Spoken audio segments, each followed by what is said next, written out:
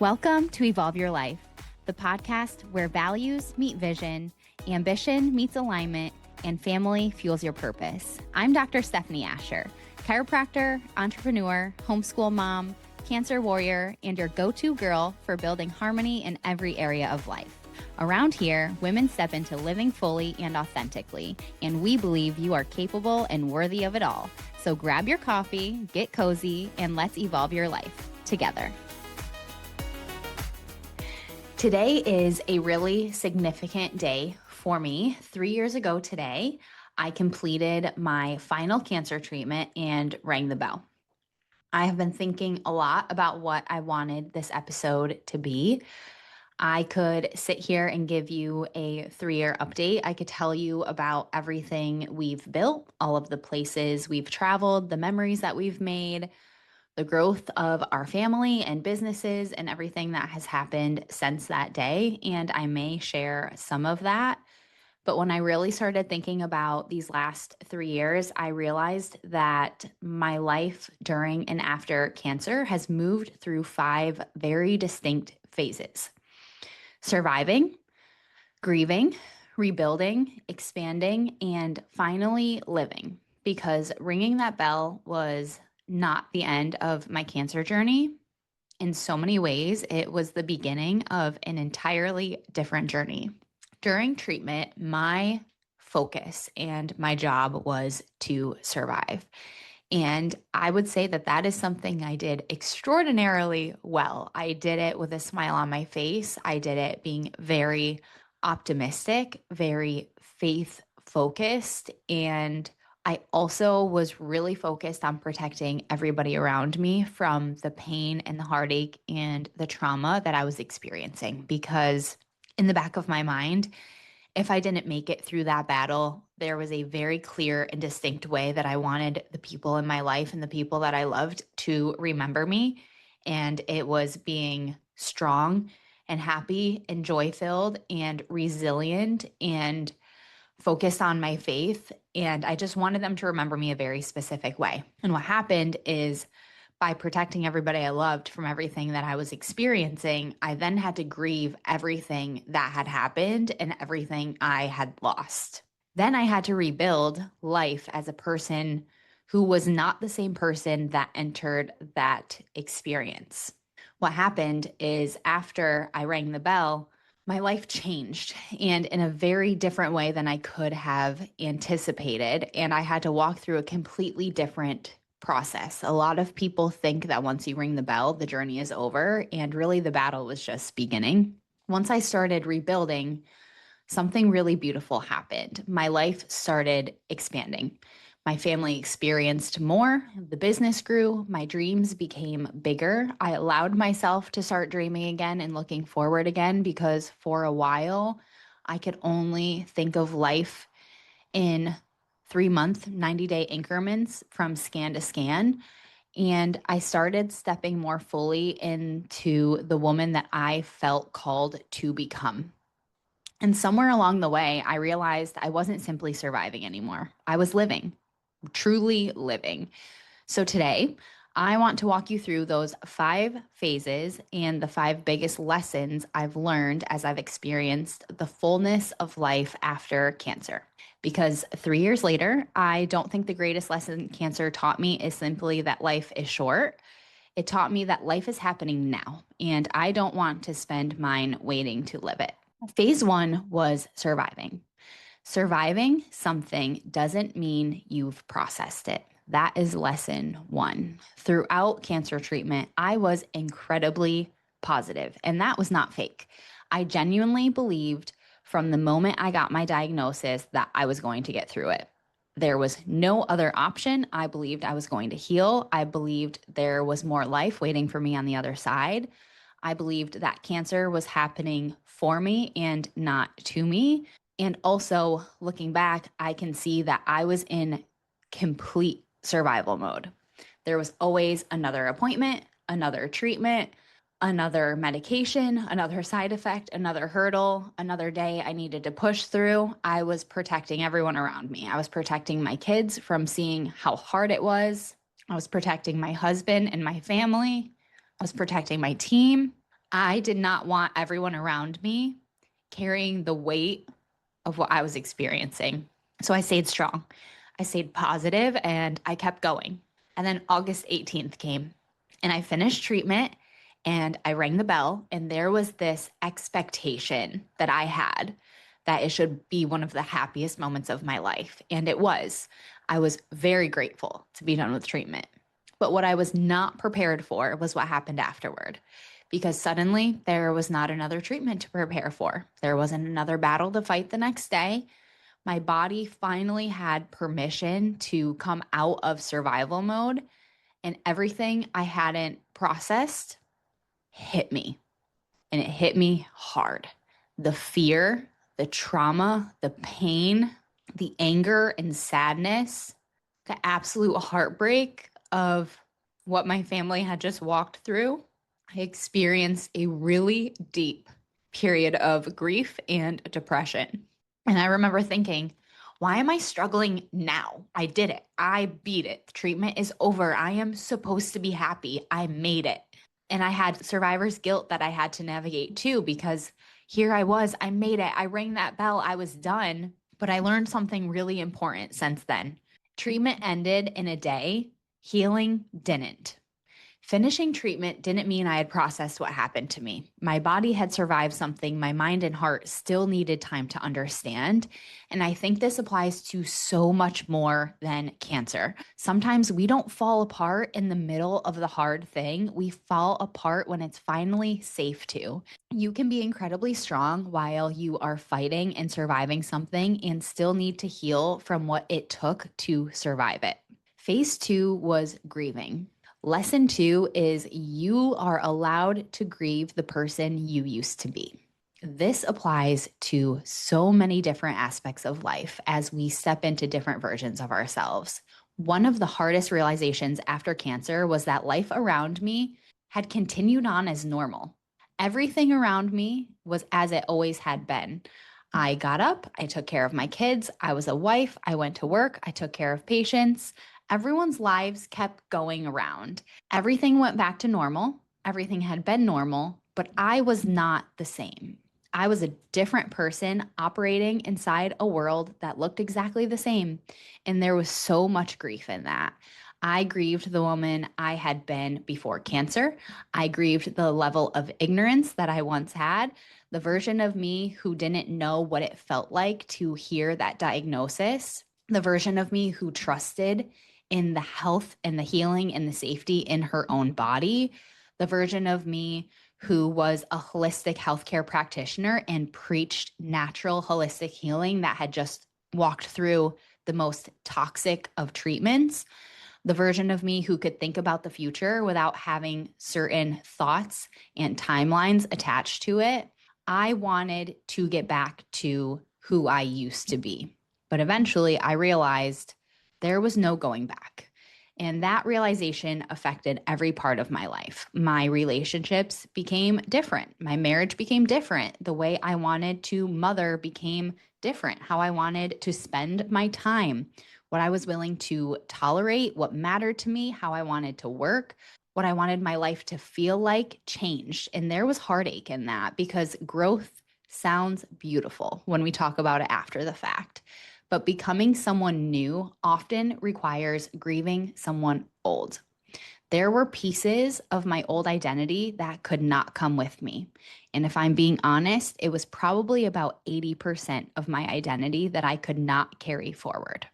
Eventually, instead of trying to become the person I had been before cancer and hold on to those old parts of myself, I allowed myself to start asking, who do I want to be now? Because my journey changed me and I changed during my journey. And honestly, that was probably the most beautiful part.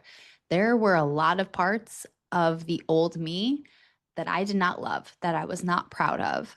Cancer became this strange permission slip to become the version of myself I think I had always wanted to become the version of myself that God created me to be, that He called me to be. I let go a lot of my parts that didn't serve me. And I don't want to romanticize painful things to find meaning in them. I can strongly dislike what I had to walk through. And also, I am so grateful for that experience. It was one of the most important experiences and journeys of my life because it shaped me into who I was afterward and to who I am now. And both things can be true. I can dislike that it happened and I can be so grateful for it too. I started realizing that maybe my healing wasn't about getting my old life back. It was giving myself permission to build a completely new one. Phase 3 is rebuilding, and lesson 3 is to stop waiting to live the life you're working so hard to create. This was probably one of the biggest realizations that I had when I was diagnosed. I had spent years working incredibly hard to create an amazing life for my family. I wanted success, freedom, experiences. I wanted to give my kids an incredible childhood. I wanted us to travel and explore. I wanted my boys to see the world. I wanted to give them everything. I wanted memories and adventures and experiences together. And yet I realized something that was really uncomfortable. I was working so hard to build an amazing life for my family that I wasn't giving myself the time or intention to actually live that life with them. I kept thinking there would be more time. We'd travel someday. We would do that thing someday. When business was at this level, I would hire more team. When there was more money, we would do this. When things slowed down, I would work really hard when they were little because when they were older, they would remember more. There were so many things. And then after I got cancer, suddenly someday felt very different. I was hit with the reality that I was sacrificing who and what mattered most for this idea that I had in my head about all of the things I wanted to create for them. So, over these last 3 years, we started saying yes. We said yes to a lot of things. We've traveled and explored, we've created a lot of experiences and memories. We actually started living the life that I had been working so hard to create. And some of my favorite moments over these last 3 years aren't necessarily the biggest moments. They are the moments where I've looked at Steve or looked at my boys and thought, this is what I fought for. This is what I fought to be here for. So I could be present in these moments with the people that I love more than anything. Being here, watching them grow and experience new things, watching them learn and laugh together, exploring new places, just having dinner at a table, watching them grow up while I'm actually present and healthy to enjoy it and experience it with them has been the greatest blessing. Cancer taught me that there is a huge difference between building a beautiful life and living one. And I want both. I still have massive dreams.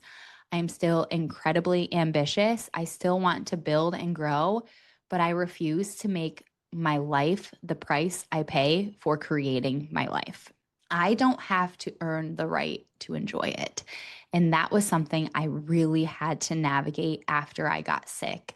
I felt like God kept me here for a purpose, and I trusted the whole time that His plan was going to prevail. And part of what I had to navigate was feeling like I had to earn it and feeling like I was kept here. So I had to do very specific things to prove that I was worthy of living this life. And that is just simply not true. My family doesn't need some future version of me who finally has enough. They need me now. Phase 4 is expanding. And lesson 4 is you don't have to carry everything yourself to be powerful. This lesson has shown up massively in my business. For a long time, I thought strength looked like I can handle it all. I'll figure it out. I'll carry it. I'll make sure everyone is okay and happy and comfortable. I'll work harder so other people don't have to. I'll solve the problem. And to be fair, that version of me built a lot. In the 3 years since I was sick, this business has tripled. The version of me that would have sacrificed myself for everyone else got us really far. But with that being said, I didn't get to this point by doing it all alone. The version of me that wanted to do it all, be it all, and be needed by everybody is not the version that got us this far because she couldn't take us where we were going next. Because eventually I realized I don't have to do everything alone. And more importantly, I don't want to. And there are people who can do things a whole hell of a lot better than I can. So, over these last few years, we have grown our team. I've learned to trust people, I've learned to delegate. I am learning still how to be a great leader. I've learned how to allow other people to carry pieces of the vision and create a vision large enough that everybody on my team's vision can fit inside of it. And the business has nearly tripled because of that.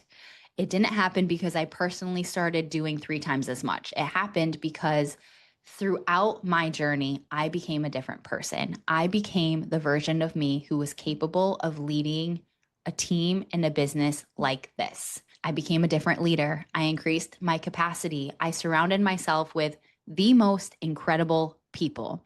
I am so proud every time I'm in a room and they ask about team that I can raise 2 hands in the air and say, I have the absolute best team that there is. Our team culture is unmatched. Our office culture is unmatched. That's where our value comes from. And I stopped believing that being needed everywhere was evidence of my value.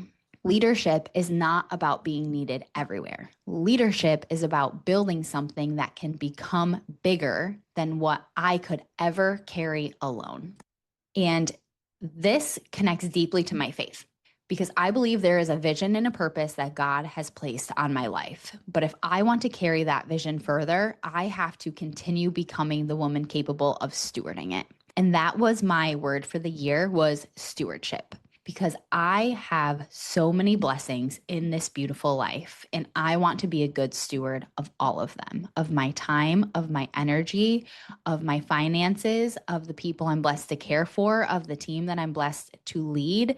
And that doesn't mean doing everything myself. It means becoming a better leader, trusting, letting go of control, building the people up around me, increasing my capacity to serve and learn and lead, allowing myself to receive support, and continuing to step into the person I need to become for the next level of the vision that God has placed on my life.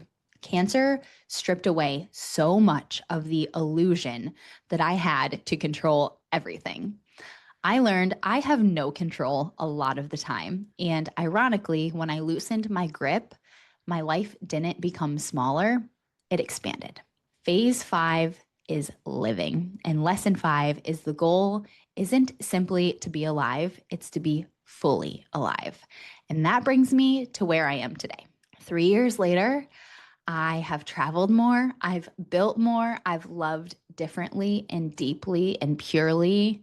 I've mothered differently and am so much more present and intentional with my kids. I love that I don't have to miss their activities, that I'm doing bedtime with them every night. I've led differently from a place of love and authenticity. I've taken risks, a lot of fun risks too. I've made memories. I've healed. I've changed. I've dreamed bigger. I've allowed myself to start dreaming again. I've become more intentional about how I spend my days, and I'm still evolving. And that's probably the biggest difference between the woman who rang the bell 3 years ago and the woman sitting here today. I understand now that the goal isn't simply to be alive, it's to be fully alive.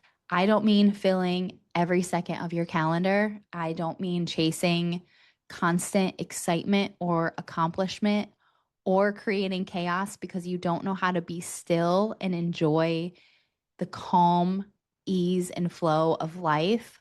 I mean being present for your own life, being willing to experience all of it, the joy, the grief, love, fear, success, failure, adventure, ordinary Tuesdays, the big moments, and the incredibly mundane ones, because this is life.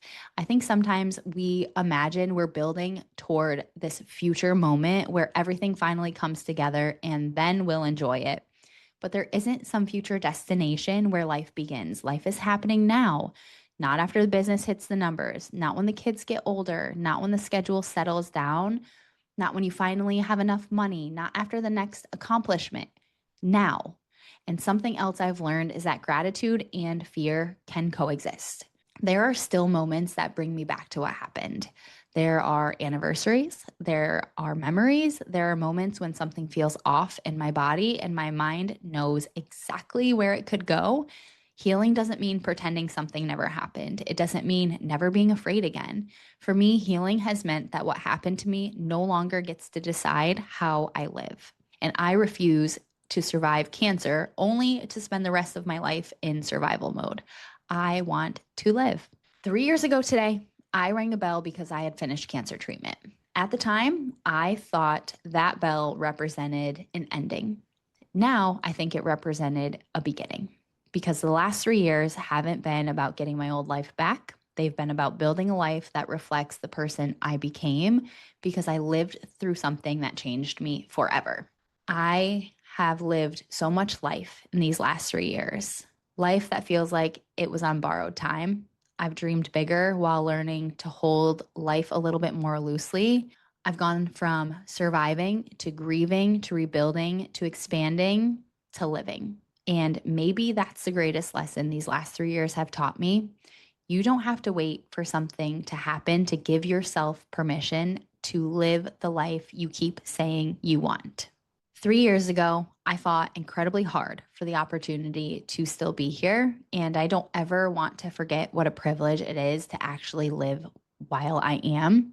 So if you're listening to this today, I want you to ask yourself, what would change if you stopped treating your life like something you're preparing to live and started treating today like part of the life you've been working so hard to create?